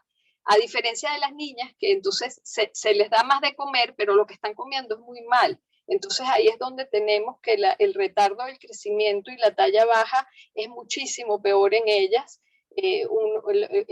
La base de registros de Cáritas, que ya llevamos como unos 82.000 niños en estos 5 años, nos muestra que llegan a sus 5 años con 6 centímetros menos los niños, y con 8 centímetros menos de lo que deberían medir las niñas. Detrás de cada uno de esos centímetros todos sabemos el rezago cognitivo que hay y lo que va a significar eso en su adultez. Entonces, estas niñas son las hijas del mal comer, y eso a veces es mucho peor que el hambre, porque el hambre lleva al niño a decaerse y a recibir mayor atención durante más tiempo. Ya para finalizar, coincidimos en lo que mencionaron sobre sobre el embarazo. Están viniendo a Cáritas a pedir ayuda embarazadas a partir del 5º mes y todas llegan sin saber lo que son las vitaminas prenatales en los momentos en los que es crucial en la gestación tener a mano el ácido fólico, el hierro. Así que esto creemos que se va a ver posteriormente en un aumento de patologías muy graves y muy discapacitantes, como los desórdenes del tubo neural y otro tipo de cosas que nos preocupan mucho. Vemos además que están viniendo un poquito más viejas. Antes el promedio era de 19 años, ahorita el promedio es de 21, pero siguen siendo muchachas muy jóvenes. Y lo que sí estamos registrando es que después de la pandemia el déficit nutricional en embarazadas aumentó un 72% y que aproximadamente un 86% de las embarazadas con déficit nutricional agudo sí tienen menos de 17 años. O sea, son niñas madres que no pueden con su propio crecimiento. Ya para finalizar, mencionarles que vienen muchas mujeres buscando hierro a nuestros servicios, buscando suplementos de hierro, para que les suba la hemoglobina para poderse esterilizar, porque si no, no las esterilizan y eso nos parte el alma, como también pues reportar que prácticamente la totalidad de las víctimas sobrevivientes de trata que Cáritas y la Comisión de Justicia y Paz de la Conferencia Episcopal está ayudando son mujeres, y cuando se les pregunta cómo cayeron en eso, todas dicen que para comer, que para poder comer. Entonces creo que esto trasciende el hambre nuevamente, trasciende un montón de las desigualdades y los rezagos, y bueno, terminar celebrando que sean del lado del feminismo y que sea del lado empresarial que nos sentemos a revisar las condiciones de vida en Venezuela. Yo les quiero asegurar que desde el punto de vista humanitario y a lo que me ha tocado ver en los contextos internacionales, las emergencias como estas, que se llaman de instalación lenta, prolongada, sin pronóstico, pasan a ser emergencias olvidadas por los medios, olvidadas por los otros gobiernos, olvidadas por los mecanismos de cooperación internacional, y que en esos casos las poblaciones en esas naciones siguen viviendo solo de los aportes de su diáspora y de los aportes de su sector empresarial. Así que calentemos motores, porque ustedes, el sector empresarial, el poco músculo económico que sigue activo en el país, y nuestra diáspora será con lo único que contemos para todo esto. Muchas gracias. Gracias a ti, Susana, de verdad te agradezco. En primer lugar, siempre posiciones críticas fortalecen el conocimiento, y yo creo que estamos en esa búsqueda. Y además, porque bueno, este fue un evento 2x1, no solamente conocimos en COVID, sino data de Cáritas, y es súper valioso también lo que aportas en términos de esa estadística que además tú recoges día a día con tus propios ojos y tus propias manos. Gracias de verdad por eso.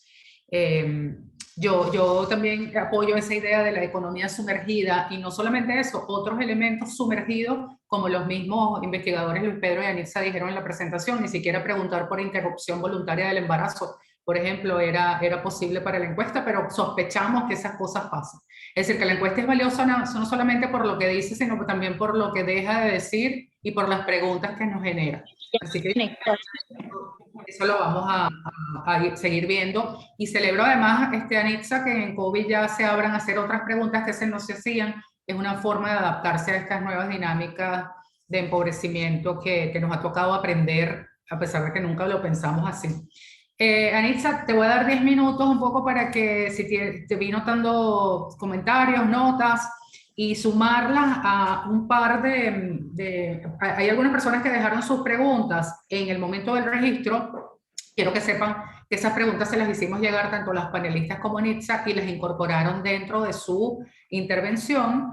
Y hay 2 o 3 más. Bueno, Juan Sosa, Jenny Araque hicieron preguntas que luego se fueron respondiendo en la presentación, relacionadas con el embarazo adolescente, con la idea de la mujer en el espacio laboral. Pero Patricia Valladares, de Net1, nos dice nos plantea cómo podemos hacer para apoyar a las mujeres que esperaron para tener sus hijos, que ahora se desempeñan con mejores empleos, pero están desgastadas por el reto de atender a las clases de los niños por Zoom, balancear con sus importantes responsabilidades sin acompañamiento de las parejas, y eso las está retrasando en su carrera y en sus oportunidades de ascenso. Es decir, esta idea de la economía de los cuidados, de la sobrecarga, la estamos viendo en nuestra población laboral y a veces exigimos mucho y damos poco en términos de comprensión, como también comenta Ana María Rizzo Ramos, que nos interpela de verdad en términos de las condiciones a veces precarias en las cuales muchas de nuestras trabajadoras jóvenes venezolanas están condicionadas, sin recibir una buena remuneración, con necesidades básicas insatisfechas, sin nadie que defienda sus más básicos derechos y que además tiene que mantener esos empleos para no caer en la indigencia. Entonces ella dice, es una difícil situación, pero ¿por dónde se empieza a cambiar para beneficio de todas las personas y la participación laboral de las mujeres que están en edades de su ciclo vital? Creo que esas fueron. Hay una última de Joana Cruz, que si estos datos están desagregados por zona rural y urbana, y si lo puede conseguir en el informe técnico. Bueno, si de verdad 10 minutitos, Anitza, te voy a hacer señas para entonces cerrar. Bueno, agradezco a los colegas panelistas y a todas las personas que han participado activamente en este foro. Son muchas, no creo que me alcancen los 10 minutos para responder de todo. En vista que hubo coincidencia con relación al tema sobre fecundidad, voy a comenzar por allí. Lamentablemente, la ENCOVI no es una encuesta demográfica, es una encuesta social, donde investigamos muchos temas, incluidos algunos demográficos. Tratamos de investigar aspectos que requieren de un set de preguntas normalmente en encuestas especializadas, con una o dos preguntas. Y por lo tanto, no podemos dar cuenta de aspectos sobre los cuales se levantan dudas, nos generan dudas. Por ejemplo, con relación a los anticonceptivos. Nosotros hicimos una sola pregunta, o dos, pues, ¿usa algún método y cuál? Pero, ¿dónde adquiere ese método? ¿Quién le prescribió ese método? La decisión de usar el método, ¿la tomó sola? ¿La tomó en pareja? Todo ese tipo de preguntas asociadas no las hacemos. Lo mismo que con la esterilización. En la encuesta demográfica del 2010, yo acompañé al INE, asesoré en ese momento al INE para el desarrollo de ese estudio. Y el módulo de esterilización femenina era como 15 preguntas. Porque incluso se le preguntaba a la mujer si después de haber tomado la decisión y haberse practicado la esterilización se había arrepentido. O sea, que permitía ese tipo de afinar el análisis hasta ese punto. Nosotros no estamos incluyendo todas esas preguntas y por lo tanto nos quedan muchísimas dudas. Un hecho cierto es que para mantener el nivel de fecundidad total que nosotros estamos registrando, se tienen que estar utilizando métodos anticonceptivos. Yo cuando empecé a mirar estos datos, la verdad que fui la primera sorprendida porque venimos de unos años en los que se había registrado una fuerte escasez de métodos. Y creo que eso fue lo que quedó un poco en la idea colectiva de el costo de los métodos y la idea de la escasez. Pues con estos resultados toca empezar a indagar un poco con las organizaciones que ayudan a proporcionar métodos a los sectores más desfavorecidos, las agencias del Sistema de Naciones Unidas si están haciendo algo al respecto. O sea, toca averiguar, porque también me quedé con la idea de que hasta el 2015 aproximadamente el Ministerio de Salud hizo algunas compras de anticonceptivos, pero después de esa fecha, por la falta de divisas, porque hay una deuda que todavía creo que no habían pagado y eso se limitó. De manera que nos toca seguir explorando a la luz de estos resultados. Y vale, ahorita no recuerdo exactamente quién dijo que, o tú misma, Susana, que la encuesta es valiosa por lo que dejó de investigar y que nos surgen las dudas, las reflexiones en el proceso de mirarlos y analizar los datos. Entonces, el hecho cierto es que la fecundidad se ha mantenido en unos niveles muy bajos, y quisiera retomar el llamado de atención también de François, que ciertamente estamos llegando al nivel de reemplazo. Cuando empieza el proceso de transición de la fecundidad en el mundo, se apostaba a que las mujeres tenían que dejar de tener hijos si queríamos alcanzar los niveles de desarrollo, y por allí iba todo el discurso de desarrollo y población desde los años 70.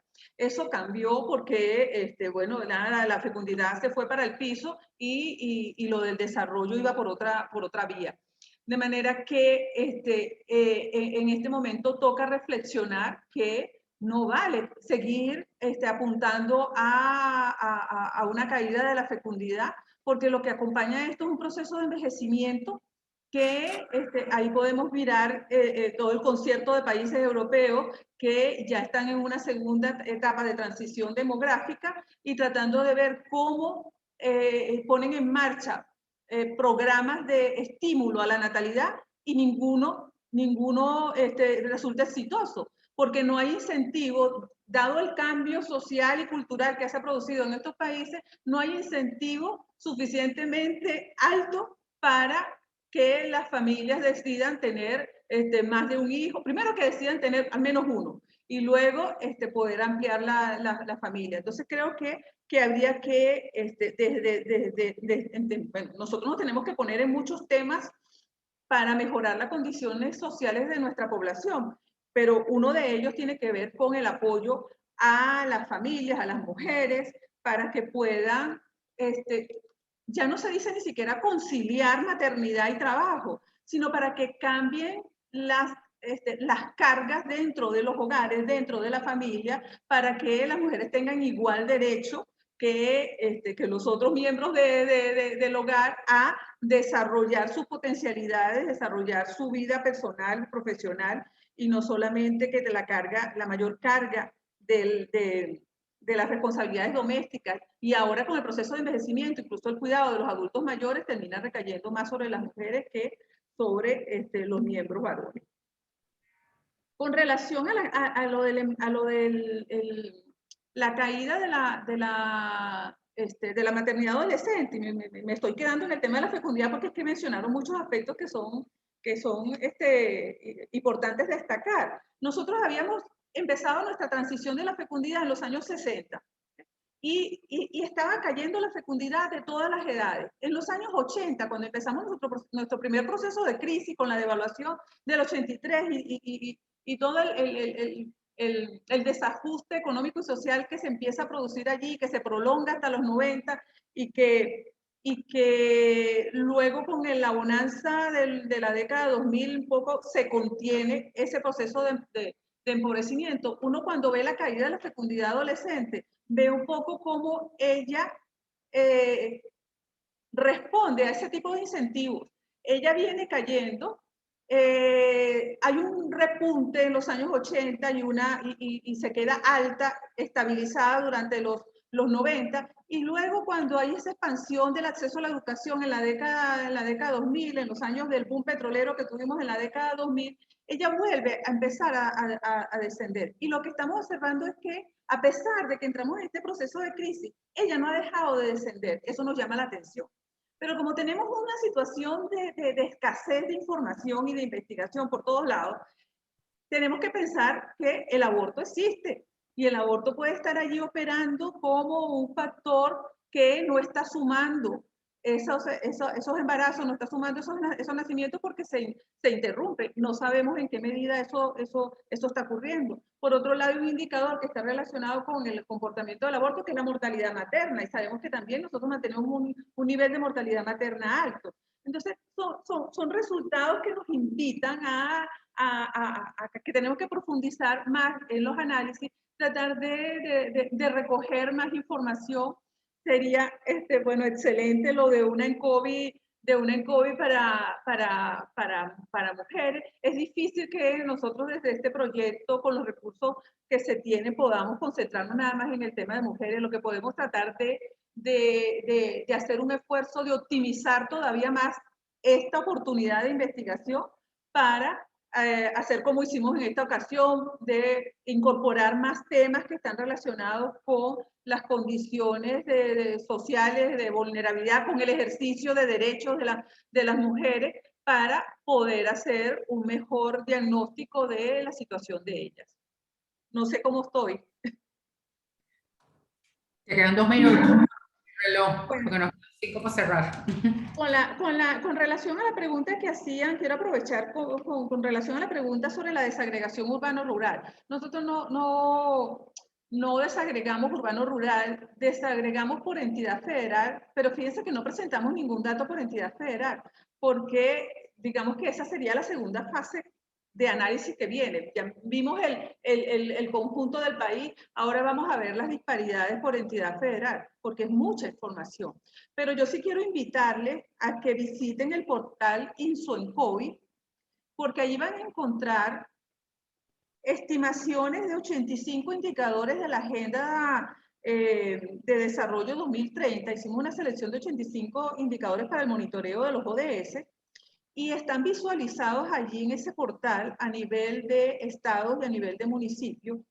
Y allá es verdad que hay una cantidad enorme de información que puede ser de interés para quienes quieran trabajar a niveles desagregados. Ustedes entran al portal del proyecto EnCovid y arriba hay una invitación a activar un enlace que está allí para entrar al portal de InsoEnCovid. Nosotros vamos a actualizar ese portal con los resultados de la EnCovid, estimando indicadores a nivel de estados y de municipios.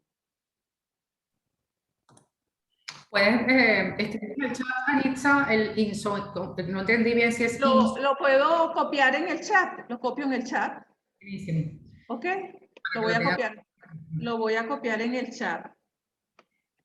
Bueno, ¿todo listo, Anitza? Ahí está copiado en el chat. Gracias. Buenísimo. Bueno, ¿y tienes algún otro comentario, Anitza? Si no, ya terminamos.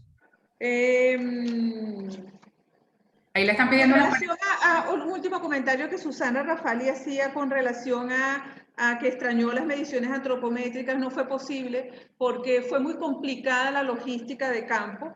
Nosotros, cuando hacíamos las mediciones antropométricas en el EnCovid 2020, entrábamos a las casas, teníamos contacto con los niños que se pesaban y se tallaban, o con las madres que cargaban a los niños para ayudar a pesarlos, y eso en esta ocasión no podía ser porque la mayoría de las entrevistas se hicieron a las puertas de las casas, guardando las distancias, entonces no era posible el tener ese tipo de acercamiento, por eso no lo incluimos. Y con respecto a lo de los ingresos, la pobreza de ingresos y la pobreza multidimensional, yo creo que tenemos que hacer, eso lo hemos comentado entre nosotros, quizás un mayor esfuerzo de docencia, sobre todo con los medios de comunicación, quizás, para socializar más el enfoque de la pobreza multidimensional. Es un enfoque más complejo, abarca un número mayor de dimensiones que dan cuenta de la situación de pobreza. Es un enfoque mucho más rico que el de la pobreza de ingresos, pero creo que no se maneja con la misma facilidad con que se maneja la pobreza de ingresos. Pero sobre eso, pues bueno, nada, tenemos que trabajar. Bueno, mira, esto me queda como para 3 horas más fácil de discusión. Yo creo que un mensaje importante de cierre que me gustaría dar es a nuestros empleadores, tanto los aliados de ABEM como los no aliados de ABEM. Mucho empleador todavía está ciego al género, está ciego a estas realidades y mantenemos normas, reglamentos, exigencias, como que si aquí nada estuviera pasando. Y yo creo que es momento de mirar esto para darnos cuenta de que son nuestras mujeres, las trabajadoras venezolanas, las que están retratadas en esta terrible radiografía y que podemos hacer cosas como está haciendo KPMG, pero cada quien dentro de su espacio, dentro de sus posibilidades, pero unidos para poder tener una serie de recomendaciones que nos metan en el mundo de la realidad social de nuestra gente, porque es con ellos y sobre todo con las mujeres que cuando las excluimos o no consideramos sus realidades, pues entonces perdemos sus talentos.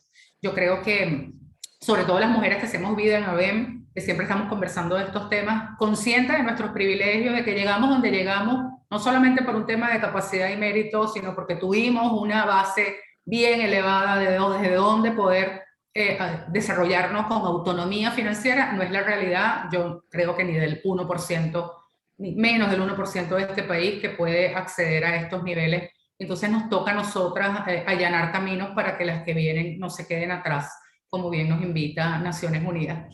Y estos datos, ojo, debería estar el gobierno haciendo esto. A veces le reclamamos en COVID, ¿por qué no funcionó? ¿Por qué no dijo esto? Y yo digo, pero miren los datos que estamos aportando. La profesora Rosa Paredes también puso en el chat de un estudio que ella misma hizo.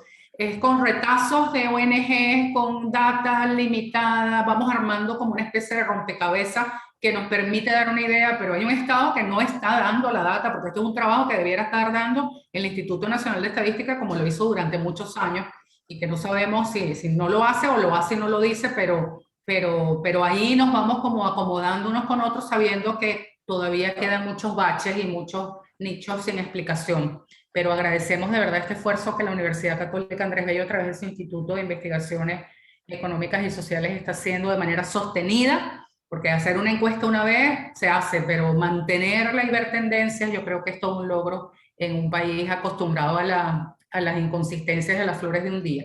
Así que este es un homenaje a la constancia y sobre todo de la gente que está trabajando fuerte en esto. Están pidiendo en el chat sus enlaces de LinkedIn los panelistas, si alguno lo quiere colocar y colocar allí por posteriores contactos sería buenísimo. Y yo despido entonces dando las gracias a Cámara de Comercio de Maracaibo, Avecintel, Feminismo Inc., Organización Red Reto, KPMG Venezuela y en LOCAP por habernos apoyado con el evento, y sobre todo a Ana María González Oxford, a Yaneli Márquez, a François Galetti, a Anitza Freites, Susana Rafali y todos los que estuvieron con nosotros el día de hoy. Está grabada la charla, así que pronto por nuestras redes, @abemujeres, les dejaremos el enlace para quien quiera meterle más el ojo al detalle o compartirlo con quien no pudo estar con nosotros hoy. Bueno, gracias de verdad. Muchísimas gracias a todos y de verdad esperamos seguir manteniendo este contacto. Sobre todo gracias por sus opiniones en los chats. Los tenemos ahí, los guardamos y si alguien quiere dejar su contacto para hacerle llegar presentación, pues con todo gusto lo complacemos. Listo, gracias, hasta luego. Gracias. Gracias Susana por esta oportunidad. No, a ti, de verdad, muy amable. Gracias Un a abrazo, todas. un abrazo a todas. Que te vamos a tener pendiente con el ENCOVI femenino. Sí. Vamos a recursos para hacerlo, Patricia. Bueno, lo que podamos colaborar. Un abrazo, Susana, excelente. Ay, a ti, Yane. Se fue todo.